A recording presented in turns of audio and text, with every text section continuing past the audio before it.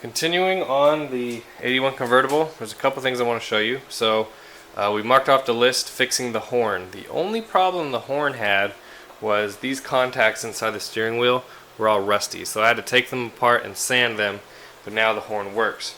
If you remember the beginning of the video, there was a button on the center console that had a wire that ran all the way down the fender to the horns in the front, when really the only problem was I needed to fix what was inside the column. Super easy fix.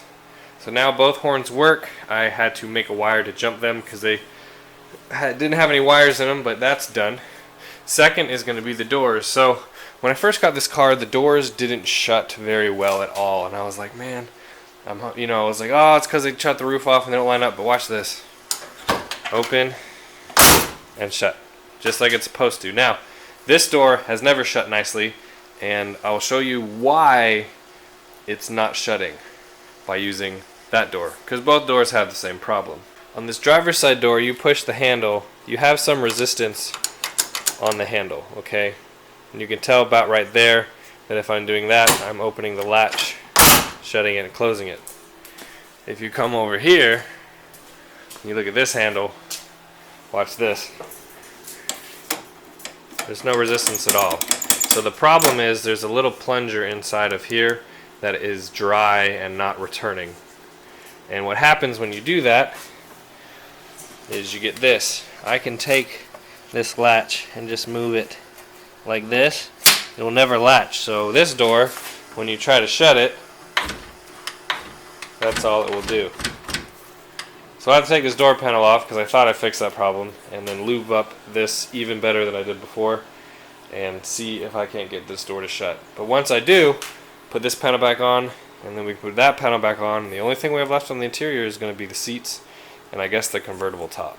Been working on other people's cars and finally got a little bit of a break to work on this one. So what I didn't really record very well is that I got the doors figured out. So it turns out they just had really dirty door mechanisms inside them. The latches were just nasty. But since it's a nice day in January, I figured I'd take it for a spin. So this is a totally cold start, just plugged in the battery. We'll see how well it starts up.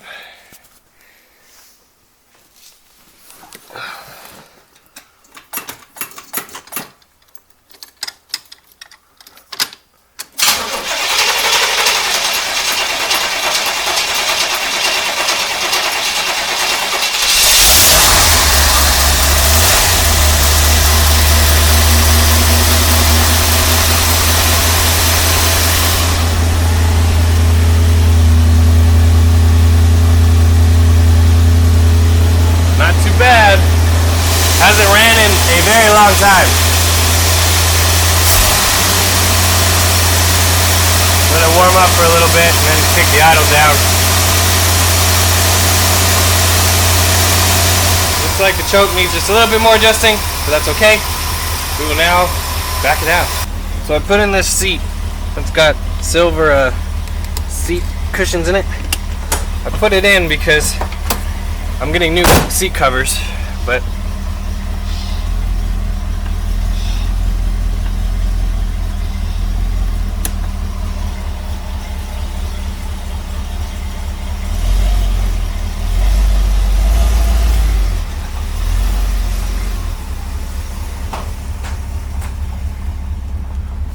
I forgot the power steering in this car doesn't work. Oh, that's annoying.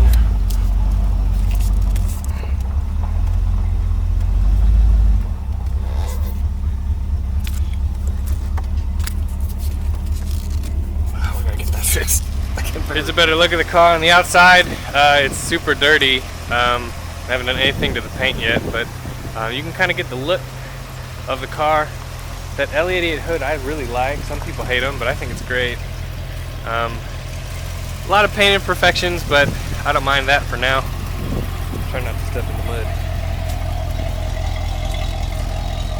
Not too bad. So one of the things on this car that doesn't work is the power steering. So I added just a little bit of fluid right here to the reservoir, and then, as expected, it's leaking. So we need to figure out from where is it leaking. Oh, there's a big old hole. I can see the hole in this line. I think I have one of those. So let me go see what I got and see if we can fix it. Here's the line that was leaking. You can see it's just totally cracked and open. I mean, it's pretty much a hole. Now I have this line, which is interesting because it's a little different. It's the same, but it's a little different because it actually came off of a Corvette, but I don't think this is the right line, to tell you the truth. The fitting at the end might be the same, but the rest of it, I don't know. I know it goes up to this, and it's a whole different power steering system than stock, so I'm hoping that this line, which is brand new power steering hose on a new fitting, will work. I'm going to plug it in and then see if it works. If it works, we will test to see if it clears, and if it clears, then we might have power steering. Well, as with most cars, it's not an easy fix.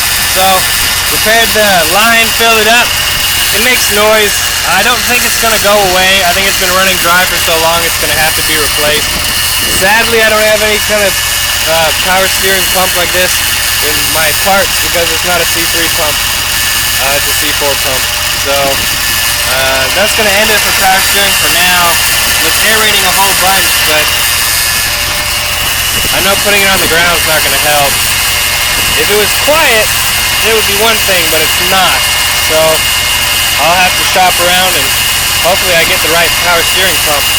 I just might get lucky. So it stopped making noise, just running normally, and then when I turn the wheel, it makes a little bit, but it's getting much better than when I first turned it on. I backed it up and down the driveway, turning over and over each time I did it. I made like 8 turns back here in the backyards, K-point turns over and over, and it's getting better. So I think I might be good enough that I don't need to buy a new pump. It just needs exercise. So I'll drive it down a little bit more today and see how that goes. But I'm going to call it for now good and fixed. When you think you've won a battle, sometimes you haven't. So I went and looked underneath the car today, and guess what? All the power steering fluid leaked out again. Believe it or not, it's not my fix that was the problem. My line that I added is all dry and looks really good. The problem really is, you can see it right here. Right there. It's the main hose from the pump to the reservoir. It's not broken, but it's really wet, and when I wiggle the side of it, it moves up toward the pump, which makes me think that it's just loose. Fingers crossed, it's just loose. Another problem I found out today, which I'm glad I did, see this brake caliper? It's leaking. So somebody had put a new master cylinder and also a new caliper on that side. See it? But like I tell people, if you're replacing one caliper, you're probably going to have to replace all the rest of them, because if one's leaking, the other one's leaking. So you can see brake fluid on my tire, and of course, it's going to need fixed. But I was planning on at least bleeding the brakes anyway, but it looks like we're going to have to change the caliper out, which is not a problem. But I want to get this power steering fixed and working first, then we can worry about brakes. Chopstick! Chopstick! Hey buddy! What are you doing? You a good boy? Yeah, you are. Alright, car is running. I have refilled the reservoir after tightening up that large hose underneath. And so far, we're good. So as you can see, I can turn the wheel with one hand fairly easily. If the power steering wasn't working, this would be impossible to do.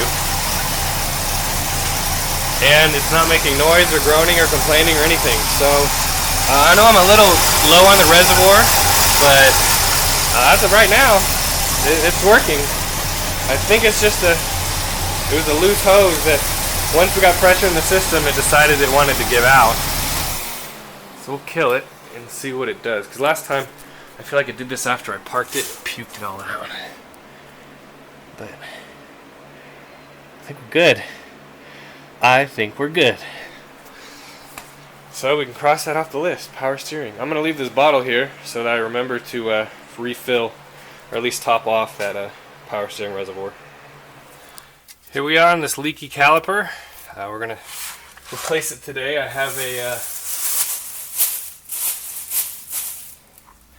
I have a replacement in that bag and a new hose and set of pads.